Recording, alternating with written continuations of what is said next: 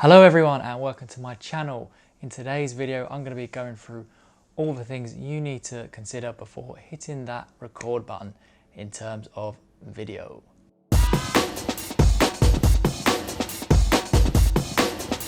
So there's different things you need to consider when getting your camera out, when being on that film set, in that studio, wherever it may be, outside.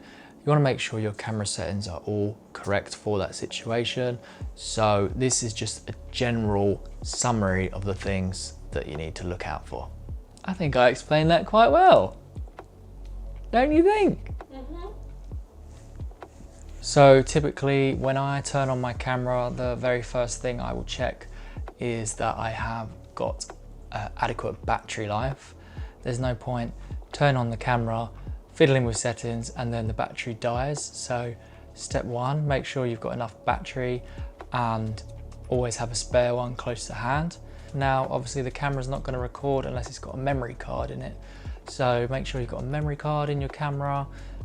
Some cameras will have dual memory card slots so you can put two in, but just make sure that those are clear and fresh to use. You can format those, but make sure that you check what's on those cards first in case you delete something that's very valuable to you, and we've all been there and done that and it sucks. Okay, moving on, what you also want to consider is the frame rate that you are shooting at. So this will depend on the style that you're going for and also the region that you're in. For example, cinematic footage is generally shot at 24 frames per second, and like television is shot at 30 frames per second. In America, you tend to use 24 frames per second for video, and in the UK, you tend to shoot at 25 frames per second. And then in terms of shutter speed, the general rule of thumb is your shutter speed should be double what your frame rate is. So you want to make sure you've got the right resolution set, guys. So it might be that you're working for a client and they require 4K footage, so don't go and film everything in 1080. Likewise, you might have your camera set to 4K, and actually 4K tends to take up a lot more memory, and so sometimes it can be a lot more practical just to film at 1920 by 1080. I tend to still shoot 1920 by 1080 just because 4K still isn't really, it's not essential. It's great, it looks great, but you don't have to have 4K. Okay, next up guys, you need to consider white balance. So you've got different features on your camera. You've got auto white balance, you've got tungsten white balance, you might have white balance for outside when it's cloudy, and you've also got manual white balance. So if you're using more than one camera, you want to make sure the white balance on both of these match up. I noticed that when I was new to videography, I didn't really, I knew what white balance was, but I didn't pay that much attention to it. And the more and more experience I've got, is I'll look at footage and I'll think, yeah, that footage is too cold, or that footage is too warm. It's just something that you get used to. Your eyes start to capture that, and it's very important. So make sure that your white balance is set correctly. And how many times do I keep saying make sure, make sure, make sure, make sure, make sure, make sure? And even my girlfriend is laughing at me. Yay. Don't say make sure anymore. Okay, we've obviously got our f-stop. So our aperture, depending on what we set our aperture, will depend on the situation you're in. So for example, right now I'm shooting at f2.8, and on this camera we're on f1.8. We've got a prime lens over there, and that means more light is going into the lens. There are different occasions when you might need to alter that f-stop. If you're filming landscapes, for example, you want the focus to be in the distance. So I always find this hard to explain. I can do it straight away on my camera. But yes, you want the f-stop. If something's close to the camera, you'll want the f-stop quite low, like a 1.8, 2.8. If you're further away, then you can crank that f-stop up a bit. So something else we also need to consider is ISO. Now ISO stands for International Sensitivity of, and that is how sensitive your chip, your sensor inside the camera is to light.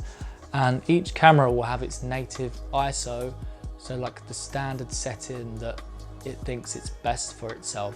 So for example, on like a Canon C200, I believe the standard ISO, native ISO is about 800. And what you'll find is as that number gets higher, the image will just get brighter and brighter. Or if you lower it, so say to 200, then the image will get darker. And obviously if you bump the ISO up too high, depending on the camera that you're using, you'll then start to get a lot of grain in the corners or throughout your image. So just be careful that you've set the ISO to the right setting. Set to the right setting. I'm not very good at this, am I?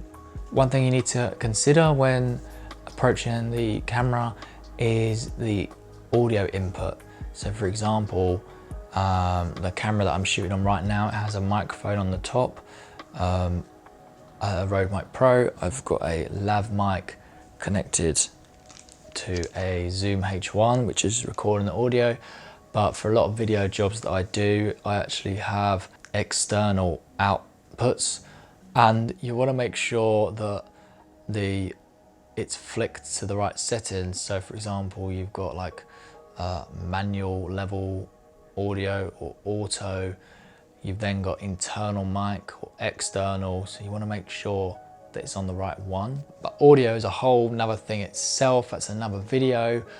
But it is seriously important. I would say it's, you know, people can put up with a little less quality video footage, but as soon as you hear bad audio, I really struggle to watch a YouTube video if it's got bad audio. But for example, one time when I filmed the Game of Thrones premiere, sorry, I'm proud, I'm a Game of Thrones fan. That's my red carpet pass. But for example, so I had a shotgun mic with an XLR plugged into the side of the C200, and everything, like I tried to be as prepared as possible, but we didn't get in till quite late. We didn't get let in till quite late, and then it was a rush setting everything up. And I plugged this shotgun mic in and I was getting no sound. Testing, changed the XLR cable, looked at all the levels, and I was going absolutely crazy, and I could see the stars coming down the carpet and I still had no audio. Turns out there's this little switch on the side of the camera, an analog switch, and you have to make sure that that is on. Also, there's other settings like phantom power that you might need. So please just make sure you've got all your audio settings correct. Composition is very important, guys, as well. So make sure when you've got that camera set, you know, if it's, well, it totally depends on what you're filming, but generally you've got the rule of thirds that you can use to make sure that things are nicely framed. You don't want to be watching a YouTube video where the head is chopped off and you're just watching their face like this. And I don't know why I'm doing this voice, but yes. I can hear my girlfriend laughing. She thinks I'm a right weirdo, probably you do as well. But yes, so obviously, you know, you don't really want a camera angle like that, really. I mean, possibly for some kind of quirky reason, but yeah, just check your composition.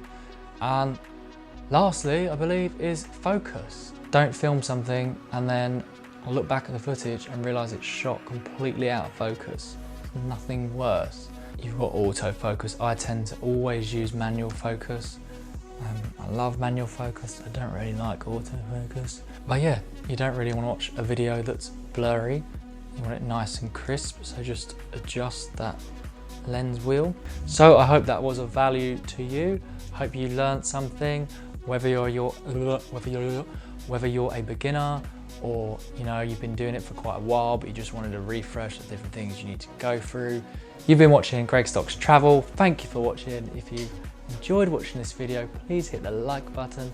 Please consider subscribing, I've got plenty more videos to come. Drop us a comment below, let's build a little community.